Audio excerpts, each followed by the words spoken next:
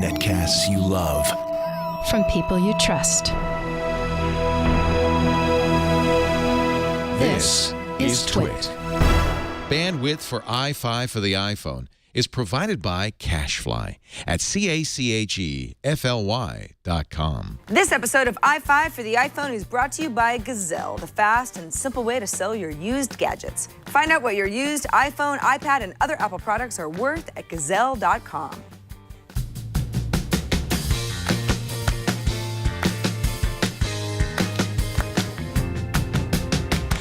Oh, hello, friends and enemies and frenemies. Time once again for a fun-filled episode of iFive for the iPhone. This is the best show on the Twit Network, let's be honest, because we pick the 5 best iPhone apps, news, tips, and tricks, and share them with you. I'm Sarah Lane, your cruise director. Are you ready? Let's go.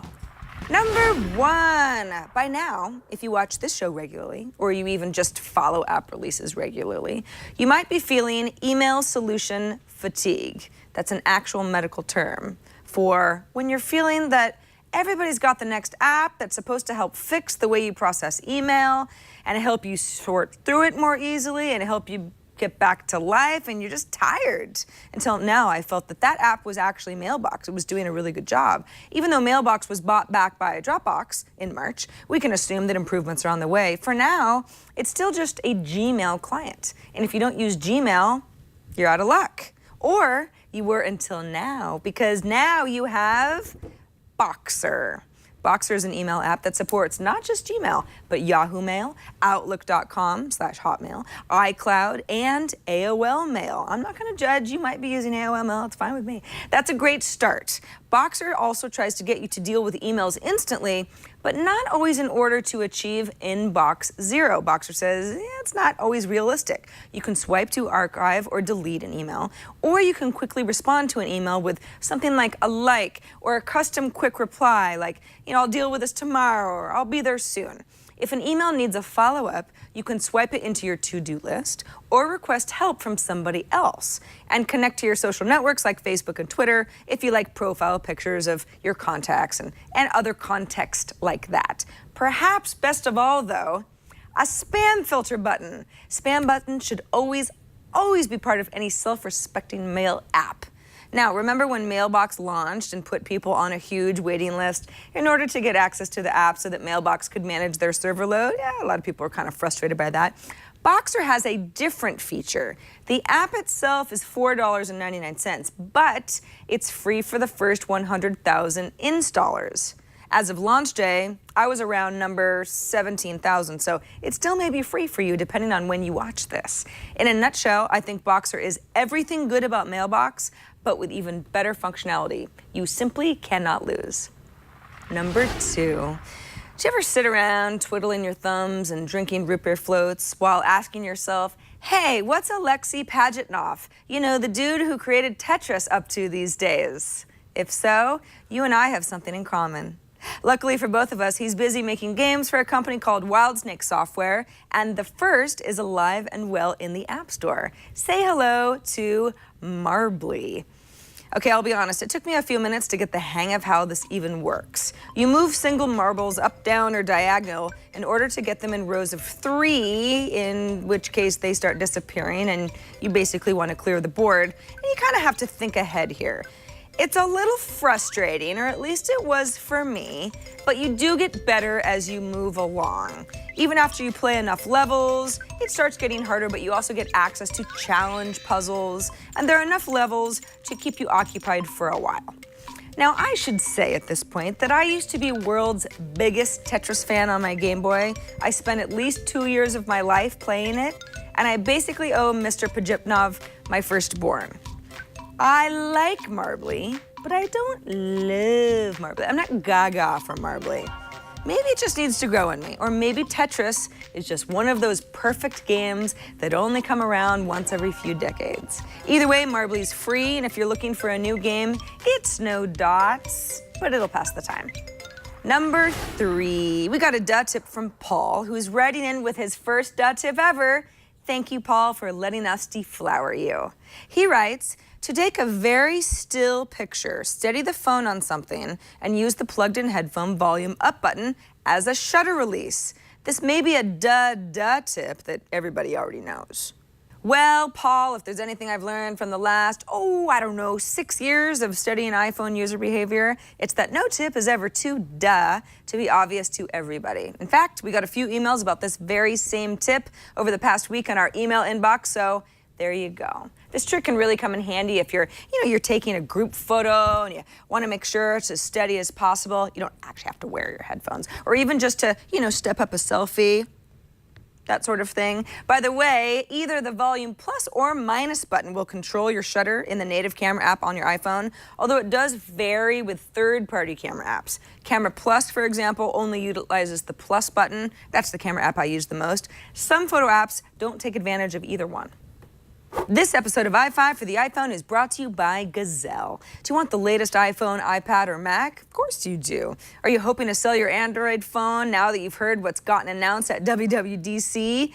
Before you upgrade, make sure you sell your used phone or gadget you no longer need to Gazelle for cash. Find out what you can get at Gazelle.com today. They make selling your used gadgets fast and simple. Just go to Gazelle.com, that's Gazelle.com, and find your item. Tell Gazelle the condition it's in. Don't worry if it's really beat up. They'll even buy broken iPhones and iPads. You'll get a risk-free offer for your gadgets, and that offer is locked in for 30 days. You get that quote for 30 days. Then you get paid fast by check, PayPal, or get an extra 5% with an Amazon gift card. Everybody likes those, right? Go to Gazelle.com now and get an offer for that iPhone, that Android smartphone, that iPad, or other Apple products. And do it today, because every day you wait, your gadgets may lose value. With Gazelle, you get paid in cash, payment is fast, offers are good for 30 days, and Gazelle will also wipe your data for free. So what's your iPhone, iPad, Samsung, or other smartphone worth?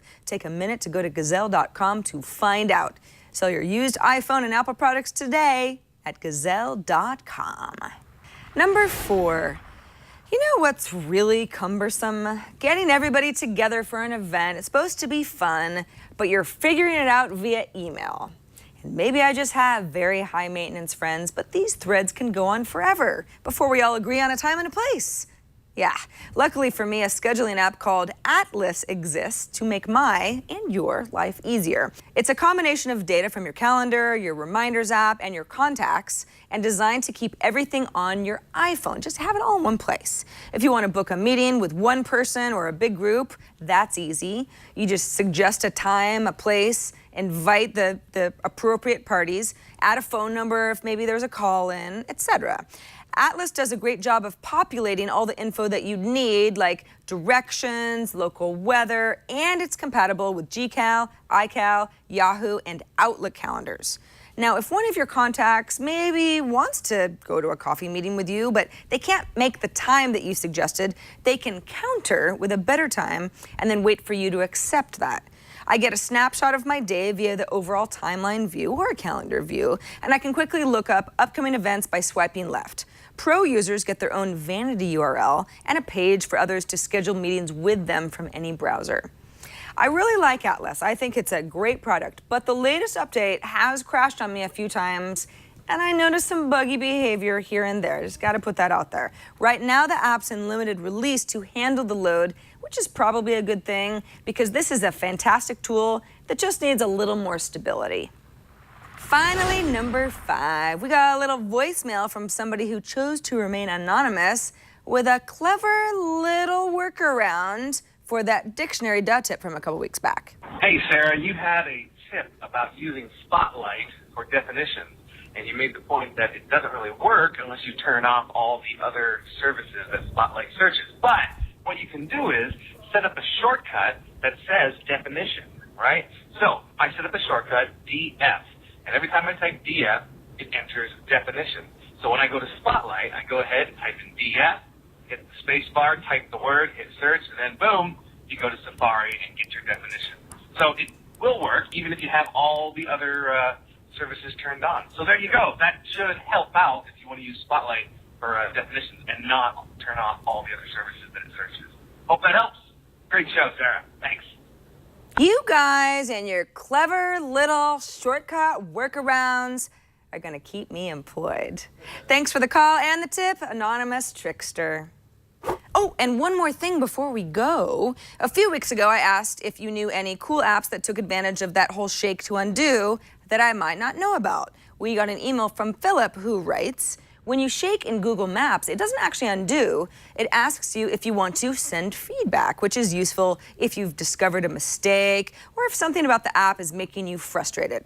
Fun fact, in Apple Maps, this doesn't work, even though it's a more frustration shake-inducing app. In Apple Maps, the shake to undo works normally and asks if you want to undo typing. Thanks, Philip. Oh, the irony. All right, that's it for this edition of iFive for the iPhone. If you'd like to automatically download this show every week, and you really should, or else you are a poopy face, just hit the subscribe button at twit.tv/iFive. That's where you can catch up on past episodes and find links to our featured apps, tips, and tricks too. Email us at iFive@twit.tv. Leave us a voicemail at 614-on-iFive. Leave us your name next time so I can thank you appropriately. Or send us a video with an app review of your own. I'm Sarah Lane, and I'll see you right here next week on iFive.